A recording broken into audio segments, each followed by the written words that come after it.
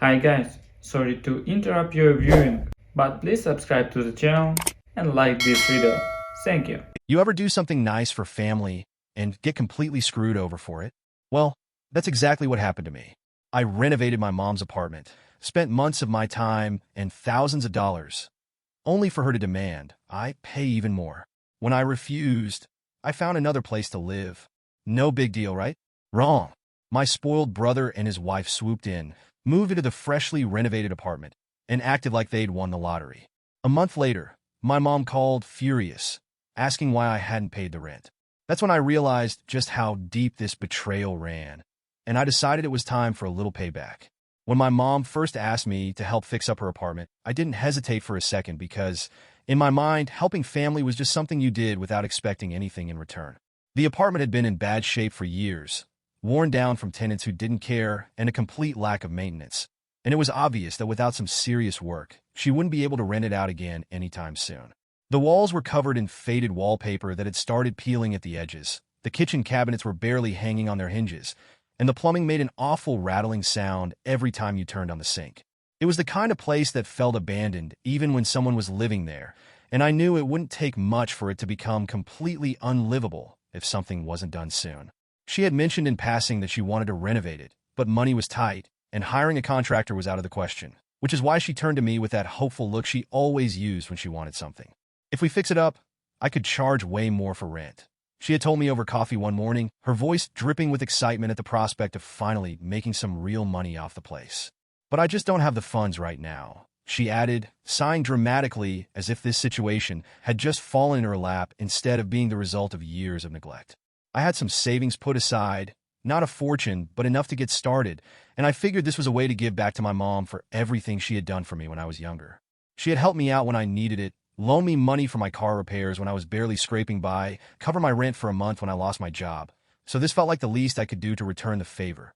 I told her not to worry, that I would take care of it, and in that moment I genuinely believed that I was doing something good, something that would bring us closer together instead of pushing us apart. I underestimated just how much work needed to be done because every time I fixed one thing, I discovered three more problems hiding underneath, turning what should have been a quick renovation into a months-long nightmare. The first thing I tackled was the plumbing since half the pipes were rusted or leaking, and within a few days, I realized I had stepped into a complete disaster. The moment I removed the kitchen sink, water started spraying everywhere because the old shut-off valves didn't work properly, and I had to scramble to shut off the water to the entire apartment before I flooded the place. The bathroom was somehow even worse, with pipes so corroded that one literally crumbled in my hands as I tried to replace it, sending a shower of rust and debris onto the already disgusting floor. But I didn't let that stop me because I had committed to this, and I wasn't going to leave the job half-finished, no matter how frustrating it got. Once the plumbing was under control, I moved onto the walls, scraping off the old wallpaper and repainting every room with a fresh coat of warm, inviting colors that made the place feel brand new. I replaced the kitchen counters with sleek, modern ones that wouldn't chip or stain like the old ones had, and I installed brand new cabinets that actually closed properly instead of hanging open like broken jaws. My biggest splurge was the flooring, because I knew that a beautiful floor could completely transform a space. So I bought high-quality laminate that looked like real wood and paid a friend to help me install it. By the time I was done, the apartment looked nothing like the rundown disaster it had been before, and I felt an immense sense of pride knowing that I had taken something broken and turned it into something beautiful. My mom was over the moon when she saw it, gushing about how amazing it looked and how much easier it would be to rent out now. And for a brief moment, I thought that all my hard work had been worth it. But that feeling didn't last long because a few days later, she sat me down with the same serious expression she used whenever she was about to say something I wouldn't like. "You need to pay me 3 times more than what you spend on the renovations," she said, her tone calm but firm, like she had already decided this was final. At first, I thought I had misheard her, because there was no way she could actually be asking me for more money after everything I'd already spent. I had poured thousands of dollars into that place, not to mention months of my time, and now she was acting like I owed her even more just because the apartment was worth more now. "Wait, what?" I asked, still trying to process what I was hearing, because it didn't make any sense to me. She gave me this patient look, like she was explaining something simple to a child, and repeated herself, as if saying it again would make it sound any less insane. "You improved my property, and that increased its value," she said, as if that was supposed to justify her demand. I laughed because, honestly, what else was I supposed to do? Mom, I paid for the renovations. That was my money. Why would I owe you anything? She sighed and shook her head, clearly disappointed that I wasn't immediately agreeing with her. Because now the apartment is worth more, and that benefits you too. I felt my stomach twist with frustration because I couldn't believe what I was hearing. And the worst part was that she genuinely seemed to think she was being reasonable. Mom, I didn't do this to make money. I did this to help you. She just shrugged, completely unmoved by my frustration. It doesn't matter why you did it. The fact is, the apartment is in better condition now, and that raises its rental value. If you're going to stay there, you should pay accordingly. And that's when I realized that this wasn't about me or about appreciating what I had done. This was about money, plain and simple. She didn't care that I had spent my savings, that I had worked for months to fix her apartment, or that I had done all of this as a favor to her.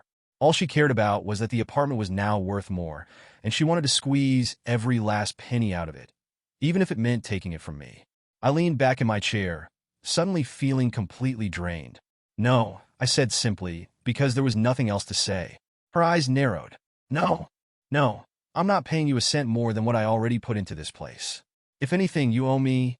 Her expression turned cold. That's not how this works. I stood up, shaking my head in disbelief. You know what? If you're going to treat me like a tenant instead of your son, then I'll find somewhere else to live. She scoffed, waving a dismissive hand. Fine, go ahead. But don't expect to come crawling back when you realize how expensive the real world is. I turned and walked away, not realizing that this was just the beginning of a much bigger nightmare. I packed up my things and moved out as quickly as I could because I didn't want to waste another second arguing with my mother about something that should have been obvious from the start. I had already spent months of my life fixing up that apartment, sinking my own hard-earned money into making it livable, and now she wanted to squeeze even more out of me like I was some kind of endless ATM. I refused to be part of her ridiculous scheme, so I found myself a decent rental across town, signed a lease, and walked away without looking back. At that moment, I honestly believed that leaving was the best thing I could do, and I thought it would finally put an end to all the unnecessary drama my mother had created over something that should have been a simple act of generosity. But I was wrong. I should have known that my absence would only create an opportunity for someone else to step in and take advantage of the situation. And of course, that someone was my younger brother and his insufferable wife. My brother had always been my mother's favorite, the golden child who could do no wrong no matter how much of a mess he made of his own life. He had never been held accountable for anything, never had to struggle the way I did, and never once had to lift a finger to fix his own problems because my mother was always right there, ready to swoop in and save him. His wife, Vanessa, was just as bad, if not worse, because she carried herself like she was some kind of royalty, expecting everyone around her to cater to her every whim while she contributed absolutely nothing. They were the kind of couple who thought life should just be handed to them on a silver platter, and unfortunately for me, my hard work had just given them exactly what they wanted. The moment I moved out, my brother and his wife moved in without hesitation, settling into the freshly renovated apartment like it had been meant for them all along. I didn't even get a courtesy call from my mother to let me know what was happening, and the only reason I found out was because a mutual friend casually mentioned seeing them carrying in boxes when they passed by the building. My first reaction was disbelief because it made no sense to me that my mother, the same person who had spent weeks demanding that I pay her for the renovations, was now letting them live there completely rent-free. When I called her to ask what the hell was going on, she acted like I was being unreasonable for even questioning it, as if I should have expected this all along. It's only fair, she told me in that same dismissive tone she always used when she didn't want to hear my side of things. You didn't want to pay, so they moved in instead. I gripped my phone so tightly that my knuckles turned white, struggling to keep my temper in check because I knew if I let my anger take over, the conversation would only turn into another pointless screaming match. So, let me get this straight, I said slowly, forcing myself to stay calm even though I could feel the frustration bubbling up inside me. You were ready to charge me triple what I spend on renovations, but now you're letting them live there for free? My mother sighed like she was exhausted by my questions, as if I was the one being unreasonable instead of the one being completely screwed over. They need a place to stay, and I wasn't going to just let the apartment sit empty, she said like that somehow justified everything. They're family, and family helps each other out. I laughed bitterly because the hypocrisy was so blatant that I almost couldn't believe she was saying it with a straight face. Family helps each other out? I repeated, shaking my head even though she couldn't see me. That's funny because when I was helping you out, You sure as hell didn't have a problem trying to charge me more than what the place was worth. She dismissed my argument without a second thought, like she had already made peace with the fact that I was the expendable one in the family, the one who was supposed to just shut up and deal with it while my brother got to live like a king. It's different with him, she said, her voice taking on that condescending tone that made my blood boil. You have a job, you're independent, but your brother is in a different situation right now. He and Vanessa are trying to get back on their feet, and I'm just giving them a little support until they figure things out. I wanted to scream at her, to tell her how unfair it was, to make her see the absolute absurdity of what she was saying. But I knew it would be pointless. My mother had always made excuses for my brother, always found ways to justify his laziness and entitlement, and no amount of logic was ever going to change that. So instead of wasting my breath, I swallowed my anger, took a deep breath, and said the only thing that mattered at that moment. Fine, I said, my voice eerily calm despite the storm raging inside me. Let them have it, but don't come crying to me when this blows up in your face. She scoffed, as if the mere idea that anything could go wrong was laughable. Oh, please, everything will be fine. You're just being dramatic. I hung up before I could say something I'd regret, but deep down, I knew I didn't have to wait long before karma took care of things for me. My brother and his wife had never been responsible people, and I knew they wouldn't suddenly change just because they had a free apartment handed to them. It was only a matter of time before the situation collapsed under its own weight, and when it did, my mother would finally have to face the consequences of her own choices. I tried to put it out of my mind, focusing on settling into my new place and moving forward with my life, but part of me couldn't shake the lingering resentment. It wasn't just about the money or the unfairness of it all, or even the fact that I had been replaced so easily. It was the realization that no matter what I did, no matter how much I tried to prove myself, I would never be enough for my mother. She had made it clear where her priorities were, and for the first time in my life, I finally accepted that I would never be the golden child, never be the one she fought for, never be the one who got the easy ride. And that was fine, because I was done trying. I was done bending over backward for people who didn't appreciate me, done being the one who always gave while everyone else took, and done letting my mother guilt-trip me into thinking I owed her more than I had already given. Let them have the apartment. Let them live there without paying a dime. Let my brother and his wife bask in the luxury of the home I built for them. Because I knew, without a doubt, that it wouldn't last. I had finally started to settle into my new place, enjoying the quiet that came with living somewhere I wasn't constantly being asked for favors or expected to fix someone else's mistakes. It had taken a financial toll on me, sure, but at least I wasn't trapped in an endless cycle of giving while getting nothing in return. I had cut myself off from the drama, refused to let my mother's hypocrisy eat away at me, and convinced myself that whatever happened with my brother and his wife was no longer my concern. I had done my part, walked away with my dignity intact, and figured that was the end of it. But, as I would soon learn, things were far from over. A month after I moved out, my phone rang while I was in the middle of making dinner, the familiar ringtone pulling me out of my thoughts as I saw my mother's name flashing on the screen. I almost ignored it because, by that point, I knew that nothing good ever came from answering her calls, but against my better judgment, I let curiosity get the best of me. The second I picked up, before I could even get a word out, she launched into a full-blown rant that made it immediately clear something had gone terribly wrong. "Why haven't you paid the rent?" she screamed, her voice so sharp and accusing that I actually pulled the phone away from my ear for a second. I blinked in confusion, completely caught off guard by the question, because as far as I was concerned, the rent was no longer my problem. "What rent?" I asked slowly, trying to make sense of why she would even be asking me something so ridiculous.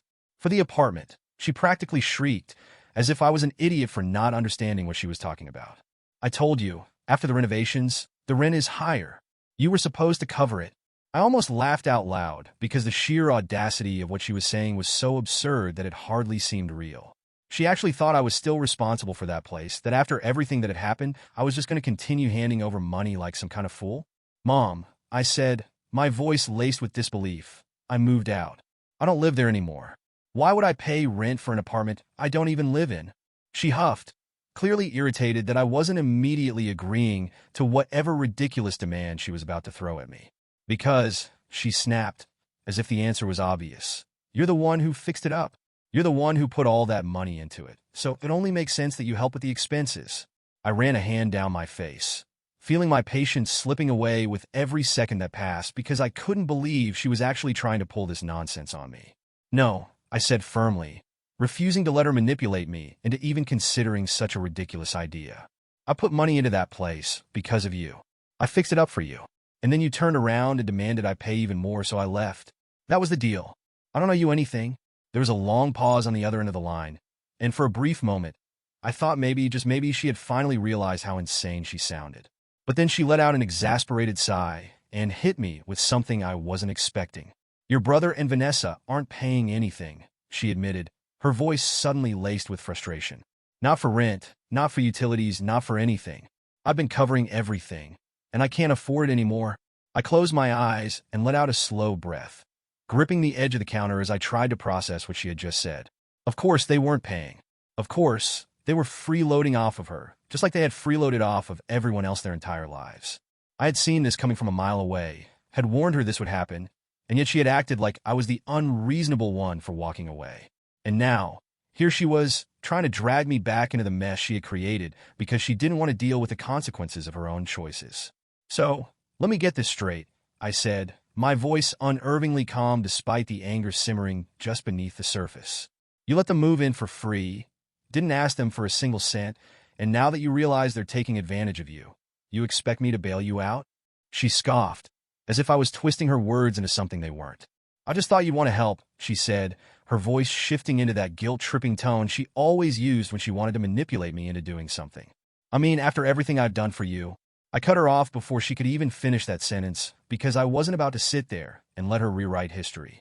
No, Mom, I said sharply, my patience completely gone at that point. You don't get to play the I did so much for you card when you just spent the last month treating me like I was nothing compared to my brother. You had no problem kicking me out when I refused to keep giving you money, but now that he's the one screwing you over, suddenly I'm supposed to come running back and fix everything. She let out a frustrated breath, and for the first time, I could hear the desperation creeping into her voice. I don't know what else to do, she admitted, and for the briefest second, I almost felt bad for her. Almost. But then I remembered how smug she had been when she told me my brother and Vanessa were moving in, how condescending she had been when she told me I was being dramatic for walking away, how little she had cared when I was the one struggling, because she had been too busy making sure her golden child got everything he wanted. That's not my problem, I said simply, refusing to let myself get sucked back in. You made your choice, Mom. Now you have to live with it. I could hear the sharp inhale on the other end of the line, as if she was about to launch into another tirade, but I didn't give her the chance. Without another word, I hung up the phone, set it down on the counter, and exhaled deeply, feeling a weight lift off my shoulders. For the first time in my life, I wasn't letting her manipulate me into cleaning up her mess, and it felt damn good. I didn't know what she was going to do next, but I knew one thing for sure. She wasn't done trying to drag me back into the chaos. And unfortunately for her, I was done playing the role of the family savior. I could hear the panic in my mother's voice as she tried to keep her frustration under control, but I knew exactly what was happening, and I wasn't about to let myself get pulled back into her mess.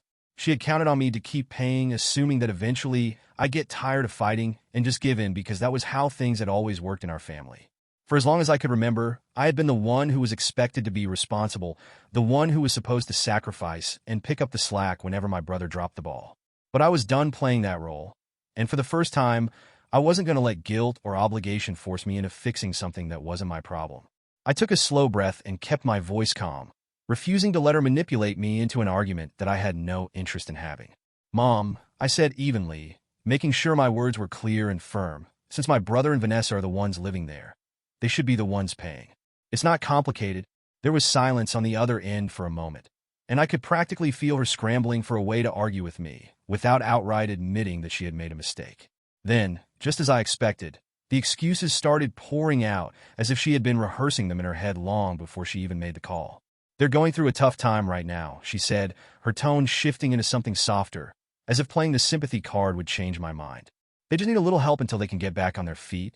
I rolled my eyes because I had heard this same nonsense too many times before, and I wasn't going to fall for it again. A little help? I repeated, making sure she could hear the disbelief in my voice. Mom, they've never paid for anything on their own because they don't have to. My brother has a decent job. Vanessa spends money like it grows on trees, and neither of them has ever even tried to be financially responsible. They're not struggling, they're just entitled, and you're the one making sure they stay that way. She let out an exasperated sigh, clearly annoyed that I wasn't giving her the answer she wanted. It's not that simple, she insisted, as if she actually believed what she was saying. They've been under a lot of stress lately, and I didn't want to put more pressure on them by demanding rent right away. I almost laughed at how ridiculous that sounded because apparently my mother had no problem putting me under pressure, but when it came to my brother, suddenly she was full of understanding and patience. So let me get this straight, I said, feeling my frustration growing with every word that came out of her mouth. You had no issue trying to charge me 3 times what I spent on renovations, but when it comes to them, you're too afraid to even ask them to cover basic expenses? She hesitated just long enough to let me know that she knew I was right. But instead of admitting it, she doubled down like she always did when she realized she was losing an argument. That's different, she said quickly, her tone defensive now. You had already been living there, and you made the choice to renovate, so it only made sense that you should contribute more. I felt my jaw tighten because her logic was so absurd that I couldn't even believe we were having this conversation. I made the choice to renovate because you asked me to. I shot back, my patience hanging by a thread. I spent my money fixing up your apartment, and instead of thanking me, you try to squeeze more out of me. Now, my brother and Vanessa are living there rent-free, wasting money on whatever they want while you struggle to pay their bills, and you think I'm a selfish one? That was the moment she lost it completely, her voice rising in anger as she threw every guilt trip she could think of in my direction. You're abandoning your family, she snapped, as if saying the words out loud would somehow make them true. You're just being petty and trying to punish me because you didn't get your way. After everything I've done for you, this is how you repay me? I felt my fingers tighten around my phone as I closed my eyes and forced myself to take a deep breath because I knew exactly what she was trying to do. This was her pattern. Whenever she realized she couldn't win with logic, she turned to emotional manipulation, trying to make me feel like I was a terrible person for refusing to let her take advantage of me. But this time, I wasn't going to let it work. You don't get to play the victim here, I said coldly, my voice steady despite the anger boiling beneath the surface. You made a choice, Mom. You chose to let them move in instead of holding them accountable. You chose to put their comfort over your own financial stability. You chose to push me away because I refused to be your personal bank account. And now that it's all blowing up in your face, you're calling me, hoping I'll come fix everything for you. But I won't. She let out a frustrated breath. And for the first time, I could hear the desperation creeping into her voice. I don't know what else to do, she admitted, and for the briefest second, I almost felt bad for her. Almost. But then I remembered all the times she had ignored me when I needed her support. All the time she had let my brother walk all over me while expecting me to be the responsible one. All the time she had taken me for granted because she knew I was the one who would always do the right thing. And in that moment, I realized something. I was done. That's not my problem, I said simply, refusing to let myself feel guilty for finally standing my ground. If you need someone to cover the rent, maybe you should ask your favorite son. I could hear her sharp inhale on the other end of the line, as if she was about to launch into another tirade, but I didn't give her the chance. Without another word, I ended the call, set my phone down on the counter, and exhaled slowly, feeling a weight lift off my shoulders. For the first time in my life, I wasn't letting her manipulate me into cleaning up her mess, and it felt good. I didn't know what she was going to do next, but I knew one thing for sure. She wasn't done trying to drag me back into the chaos. And unfortunately for her, I was done playing the role of the family savior. After that call, I thought my mother would finally see reason, that she would take a step back and acknowledge that the situation she had created was entirely her own doing, and that I had absolutely no obligation to fix it for her. But instead of taking responsibility for her choices, instead of having even a moment of self-reflection, she doubled down on her usual tactics and went into full guilt trip mode, bombarding me with long-winded messages about family loyalty and how I was supposed to help each other out in difficult times. Each message was more manipulative than the last. Each one carefully crafted to make me feel like I was some kind of ungrateful, selfish son who had turned his back on the people who had always been there for him. But the irony of it all was that I couldn't remember a single time when my mother had truly been there for me the way she had been for my brother. The messages started coming daily, each one filled with passive-aggressive comments about how family should never abandon each other and how she had sacrificed so much to give me opportunities in life, as if those so-called sacrifices meant that I now owed her an endless stream of financial support. I knew exactly what she was trying to do, playing on my sense of responsibility, hoping I would cave just to make the harassment stop, but I refused to respond. I had made my decision, and I wasn't going to let myself get pulled back into a situation that was only going to drain me emotionally, mentally, and financially. Meanwhile, my brother and his wife carried on as if nothing was wrong, living in the apartment I had renovated with my own money, enjoying all the comforts that I had provided without a single worry in the world. They didn't care that my mother was struggling to keep up with the bills, didn't care that they were draining her finances dry, and they certainly didn't care that they were the root of the entire problem. As far as they were concerned, everything was fine because they were getting exactly what they wanted, a free place to live paid for by someone else with no consequences or responsibilities to worry about. But the best part? A week after my mother's meltdown, I got another call. Only this time it wasn't from her, it was from my brother. The second I saw his name pop up on my phone, I knew exactly what the conversation was going to be about, and I was already bracing myself for the nonsense he was about to spew. I let the phone ring a few times, debating whether or not I should even bother picking up, but in the end, curiosity won out. I wanted to hear what excuse he was going to use, what pathetic justification he was going to throw at me to try and get me to play along with their little charade. The moment I answered, he wasted no time getting to the point, his tone already dripping with entitlement and irritation as if I was the one causing problems. "Mom says you're refusing to pay," he said, his voice laced with barely contained annoyance, like this was some minor inconvenience that I just needed to get over. "You need to step up and help out." I let out a sharp laugh because I honestly couldn't believe what I was hearing, couldn't believe that he had the audacity to say something so ridiculous with a straight face. "Step up?" I repeated, making sure he could hear the amusement in my voice. "You mean cover your rent? You want me to pay for you to live there for free?" He immediately got defensive, his voice tightening as he scrambled to justify himself, throwing out excuse after excuse like they were supposed to mean something to me. "We're doing our best," he said, as if that somehow excused the fact that he and his wife had contributed absolutely nothing to the situation. "You need to stop being petty and just help out for once." That was the moment I knew for sure. I had made the right decision by walking away, by cutting myself off from a family that didn't see me as a person, but as a resource to be used and discarded whenever it was convenient for them.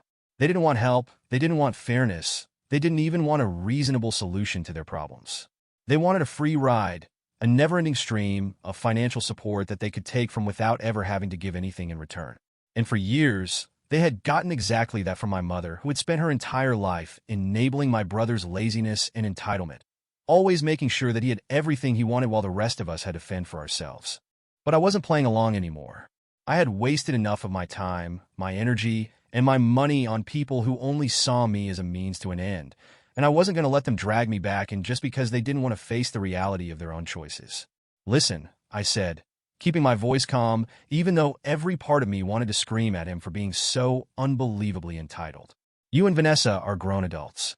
You both have jobs. If you can't afford to live there, then move out and find somewhere you can afford. But I'm not paying for you to live there. That's your responsibility, not mine."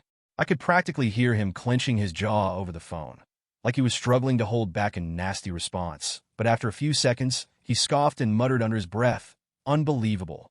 "What's unbelievable?" I shot back before he could try to twist the situation in his favor.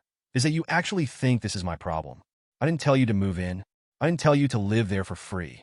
And I sure as hell didn't tell Mom to cover your bills while you sit around doing nothing. That was all your choice. So if you don't like how things are going, then maybe, just maybe, you should actually do something about it instead of calling me and expecting me to clean up your mess." There was a long silence on the other end of the line, and for a moment, I thought maybe, just maybe, something I'd said had finally gotten through to him. But then, in true golden child fashion, he let out a frustrated breath and spat, "Whatever, man. You're just bitter because you don't know how to be part of a family." And with that, he hung up, leaving me standing there with my phone still pressed to my ear, shaking my head at how unbelievably predictable the entire conversation had been. It didn't matter what I said, it didn't matter how logical my argument was, and it didn't matter how obviously wrong he and my mother were, because in their eyes, I was the bad guy for refusing to be their personal bank account. But I didn't care anymore. I had wasted enough time trying to get through to people who would never change, people who would always expect me to give and give while they took, and took without a second thought. I had spent years feeling like I had to prove myself, like I had to earn my mother's approval by constantly sacrificing my own well-being, but I was finally done chasing something that was never going to happen. So I put my phone down, let out a deep breath, and smiled to myself because, for the first time in my life, I felt completely, absolutely free. 2 months passed, and in that time, I didn't hear much from my mother except for a few passive-aggressive text messages that I ignored, all of them thinly veiled attempts to make me feel guilty for abandoning my family when they needed me most. I had expected that after my brother's call, After I had made it abundantly clear that I wasn't going to step in and clean up their mess, she would finally accept that I had moved on and figure out a way to handle the disaster she had created for herself. But if there was one thing I should have learned by now, it was that my mother never truly learned from her mistakes, and she never let go of an opportunity to make me the villain when things didn't go her way. At first, I kept my distance, refusing to engage whenever she sent me a guilt-tripping message about how family is supposed to be there for each other, or how she just couldn't understand why I was being so cold and selfish when I used to be such a good son. I had to remind myself that this wasn't about love, wasn't about family, wasn't even about me. It was about control, about manipulation, about her refusal to acknowledge that she had backed the wrong horse and now had to live with the consequences of that decision. I had spent so many years bending over backward to prove that I was worthy of her approval, only to watch her hand everything I had ever worked for to my brother without a second thought. And now that she was finally realizing that he wasn't going to step up the way she had hoped, she was coming back to me, expecting me to fix everything like I always had before. But I wasn't that person anymore. Then, out of nowhere, the messages changed. The vague, passive-aggressive text turned into desperate phone calls, voicemails filled with barely concealed panic. And suddenly, it was no longer about guilt-tripping me. It was about begging me for help because she had run out of options. One night, after ignoring what must have been the 10th call that week, I finally gave in and answered, more out of curiosity than anything else, because I wanted to hear exactly what had gone so wrong that she had finally dropped the act and admitted she needed me. The second I picked up, I could hear the exhaustion in her voice, the strain of someone who had finally realized they were drowning with no way out. "I don't know what to do anymore," she admitted, and for the first time in my life, I could hear actual fear in her voice instead of just manipulative frustration. "I thought your brother would pay eventually. I thought they just needed time, but they haven't given me anything, and now I'm behind on rent, behind on utilities, and I just don't know how I'm going to keep up." I didn't say anything for a long moment because, honestly, I had nothing to say that wouldn't come off as a cruel "I told you so." She had made it clear where her priorities were, had made it clear that my brother could do no wrong, had made it clear that I was disposable to her until she needed something from me. And now, here she was facing the consequences of her own choices and hoping that I would be the one to save her from them. But I wasn't interested in playing that role anymore. Wasn't interested in being the backup plan that she only turned to when her golden child let her down. "So, let me get this straight," I said finally, my voice calm but firm, refusing to let myself feel even an ounce of sympathy for the situation she had willingly put herself in.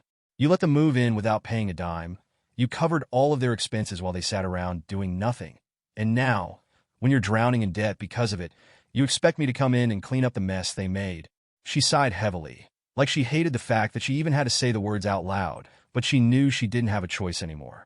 "I should have appreciated you," she admitted, her voice quiet, defeated, like she was finally realizing that she had pushed away the only person who had ever truly been there for her.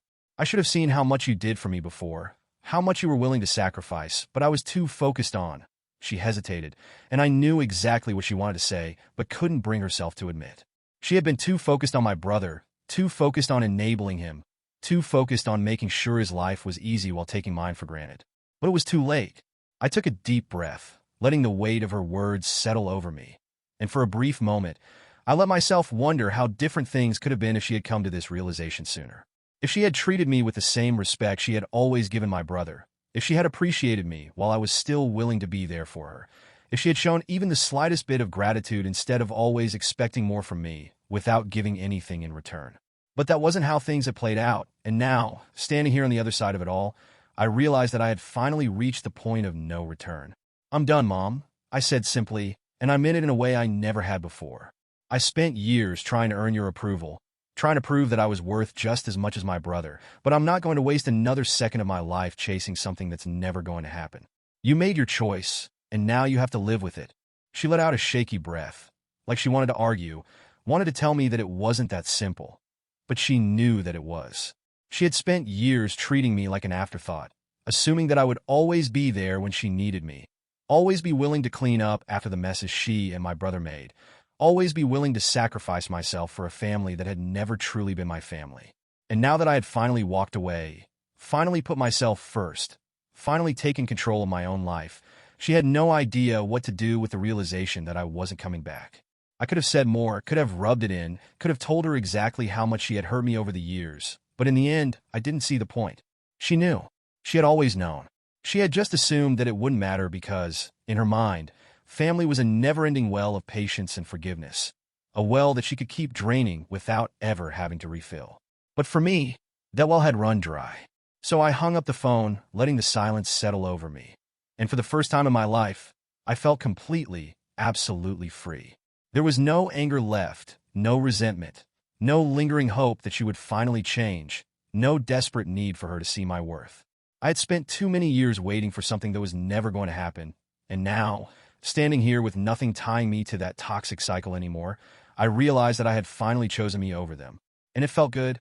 My brother and his wife didn't last long in the apartment. But honestly, I had seen it coming from a mile away because people like them never stayed in one place for too long unless they were benefiting from it without consequences. They had spent months living there without paying a single cent, running up utility bills they had no intention of covering, and treating the place like it was some kind of all-inclusive resort where they could do whatever they wanted without a second thought. My mother, in all her desperation to keep them happy, had convinced herself that they would eventually come around, that at some point they would step up and start contributing, but I knew better. They had never been responsible before, and they certainly weren't going to start now. Not when they had been given yet another opportunity to mooch off someone else with zero accountability. It wasn't until 3 months after they moved in that everything finally imploded, just as I had predicted it would, because my brother and Vanessa did exactly what they had always done. Took everything they could get, and then left the second things became inconvenient. One afternoon, without so much as a warning, they packed up their things, walked out the door, and never looked back, leaving my mother to deal with the mess they had created. They didn't tell her they were leaving, didn't give her the courtesy of a heads up, didn't even bother to hand over a single dollar to cover the expenses they had racked up over the months. They just disappeared, vanishing into thin air like ghosts, leaving behind a disaster that my mother was now forced to clean up on her own. The apartment, the one I had poured my time, money, and effort into, was completely trashed, left in a state that was almost worse than it had been before I renovated it. The new floors I had installed were covered in deep scratches from where they had dragged furniture across without any care. The kitchen counters were stained with burns from cigarettes and spilled alcohol, and the walls were full of holes where they had either been careless or outright destructive. The bathroom, the one I had painstakingly fixed after dealing with years of plumbing issues, was now completely wrecked, with broken fixtures, clogged drains, and a mold problem that had spread so far it would take thousands of dollars to fix. But the real kicker, the thing that finally forced my mother to wake up and realize just how badly she had been played, was the stack of unpaid bills they had left behind. Months of unpaid rent, overdue electricity and water bills, a furious landlord who had been too lenient because he assumed my mother would eventually pay what was owed. Everything had piled up into a financial nightmare that she had no way of escaping.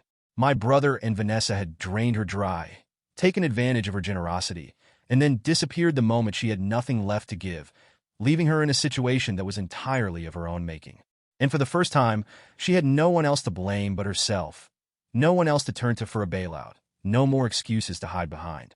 When she finally called me again, I knew exactly what she wanted before I even picked up the phone, because she had nowhere else to go and no one else to fix the disaster she had allowed to happen. She had spent months treating me like I was expendable, like my value in her life was solely tied to how much money I was willing to hand over. But now that her golden child had abandoned her, she wanted me to come back and save her from the consequences of her own choices. But I had already made my decision, had already walked away once, and I had no intention of walking back into the same cycle that had drained me for years. I let the phone ring for a while, debating whether or not I should even bother answering, but in the end, I picked up, not because I wanted to help, but because I wanted to make it clear that I was done for good. The second I said hello, she launched into a frantic explanation of everything that had gone wrong, her voice laced with the same desperation I had heard in our last conversation. Only this time there was no anger behind it, no condescension, no attempts to make me feel like I owed her anything. She wasn't even trying to guilt-trip me anymore, wasn't trying to manipulate me into believing that this was somehow my responsibility. She was just scared, exhausted, and out of options. "They left," she said, her voice barely above a whisper, as if she still couldn't believe it herself. "They just packed up and left in the middle of the night. I didn't even know until the landlord called me, saying I owed months of back rent." I waited, letting her words hang in the air, giving her the chance to say what she really wanted to say, and sure enough, after a long pause, she finally got to the point. "I don't know what to do," she admitted, her voice cracking slightly. "I can't afford to pay everything they left behind, and she hesitated, as if she hated the fact that she was even asking. "I need help." I took a slow breath, steadying myself, refusing to let even an ounce of sympathy creep into my voice, because I knew that if I gave her even the smallest opening, she would latch onto it and drag me right back into the mess I had worked so hard to escape. I told you this would happen, I said, my tone calm but firm, reminding her that this situation was entirely of her own making. I warned you. I told you not to let them move in. I told you they wouldn't pay, and you didn't listen. You made your choice, Mom, and now you have to live with it. She let out a shaky breath, like she wanted to argue, but knew she had no ground to stand on, because everything I had said was true. She had made her choice, had willingly handed over everything to my brother while pushing me aside, and now that he was gone, she expected me to swoop in and save her. But I wasn't going to do it. I can't help you, I said simply, and I meant it. I'm not going to clean up their mess. I've done more than enough for you, and I'm not sacrificing any more of my time, my money, or my energy fixing something that you refuse to fix yourself. There was a long silence on the other end of the line, and for a moment, I wondered if she was finally going to say something that resembled an actual apology, if she was finally going to admit that she had been wrong. But instead, she just sighed, defeated, like she finally understood that I wasn't coming back this time. Okay, she said softly, and that was it. That was the last time I let my family take advantage of me. The last time I let them pull me into a situation that only ever benefited them while leaving me drained and exhausted. I had spent years trying to prove myself, trying to earn a love that was conditional on what I could provide, but now, for the first time, I had chosen myself over them. And honestly, I have no regrets. I never expected things to turn out this way, never thought that walking away from my own family would be the thing that finally gave me peace. But in the end, it turned out to be the best decision I ever made. For so many years, I had allowed myself to believe that family was something unbreakable, something that could withstand anything, something that always had to come first no matter what. But I finally realized that those beliefs had been drilled into me not because they were true, but because they benefited the people who took advantage of me. Family should be about mutual support, about respect, about knowing that you can rely on each other without the weight of obligation suffocating you. But that had never been my reality. In my family, love was conditional, given only when it was convenient, handed out only when it came with strings attached, and I had spent too many years tying myself into knots trying to be good enough for people who would never see me as anything more than a backup plan. After everything that happened, I took the time to rebuild my life in a way that finally prioritized me instead of the people who had spent years using me as nothing more than a financial safety net. I found a new place, one that was small but comfortable, a place that was truly mine without any lingering shadows of resentment or frustration hanging over it. I found a new job, one that paid well enough to let me start saving again, a job where I wasn't constantly drained from dealing with unnecessary stress brought on by family drama that had nothing to do with me. Most importantly, I found a new sense of peace, a kind of clarity that I had never experienced before, because for the first time in my life, I was free from the constant expectation that I had to be the one fixing everything for everyone else. I had spent years walking on eggshells, trying to balance my own needs with the overwhelming burden of being the responsible one. But now I no longer had to carry the weight of my mother's bad decisions or my brother's endless entitlement. My mother, on the other hand, had to figure out a way to clean up the mess she had allowed to happen, had to finally face the reality of what her favoritism had cost her, had to accept that the son she had spent years enabling was never going to change. After my final conversation with her, she stopped reaching out, stopped sending guilt-tripping texts, stopped trying to manipulate me into bailing her out one last time. And for the first time in my life, I think she finally understood that I was done. I don't know how she handled things. Don't know if she managed to dig herself out of the financial hole my brother had left her in. Don't know if she ever truly regretted choosing him over me. But the truth is, I don't need to know. That part of my life is over, and I no longer feel the urge to check in, to make sure she's okay, to wonder if maybe one day she'll change and finally see me as someone worth fighting for. And my brother? Well, from what I've heard through mutual acquaintances, he's still out there doing exactly what he's always done, bouncing from one place to the next, looking for the next person who will let him live rent-free without expecting anything in return. He and Vanessa lasted a while before things inevitably fell apart, their relationship crumbling under the weight of their own selfishness. Because two people who refuse to take responsibility for anything will eventually turn on each other when there's no one left to blame. Last I heard, she moved on to someone else who could fund her expensive habits. And he's been sleeping on couches, looking for the next person gullible enough to believe his sob stories about how he's just going through a rough patch. I imagine he'll keep doing this for the rest of his life, moving from one person to the next, always making excuses, always expecting someone else to clean up his messes, because he was never taught how to stand on his own 2 feet. And frankly, that's not my problem. For the longest time, I thought that cutting off family was something only cruel, heartless people did, thought that no matter how bad things got, you were supposed to stick by the people who raised you, the people you grew up with, the people who were supposed to love you unconditionally. But the truth is, family isn't just about blood, isn't just about who you happen to be born to, isn't just about some unspoken rule that says you have to put up with people who hurt you just because you share the same DNA. Family is about respect, about trust, about knowing that the people in your life see you as an equal rather than as a tool to be used whenever it's convenient for them. And if they can't give you that, if they refuse to treat you with the same kindness and care that they demand from you, then it's okay to walk away. I spent years believing that I owed my mother something, that I had to keep proving myself, that if I just did enough, gave enough, sacrificed enough, she would finally see me as worthy of the same love and support she had always handed to my brother without question. But I see now that I was chasing something that was never going to happen, that I was holding on to the hope of something that had never existed in the first place. And now that I've let go of that hope, now that I've finally chosen to put myself first, I feel lighter than I ever have before. So if there's one thing I've learned from all of this, if there's one lesson I wish I could go back and tell my younger self before he wasted so many years trying to win over people who never truly valued him, it's this: family isn't about blood. It's about respect, about support, about knowing that the people in your life genuinely care for you, not just when they need something, but because they love you for who you are. And if they can't give you that, if they refuse to see you as a person rather than a resource, if they only call you when they want something and disappear the second you set boundaries, then walk away. Because the second you do, you'll realize that the only thing you've really lost is the weight of people who were never truly there for you in the first place.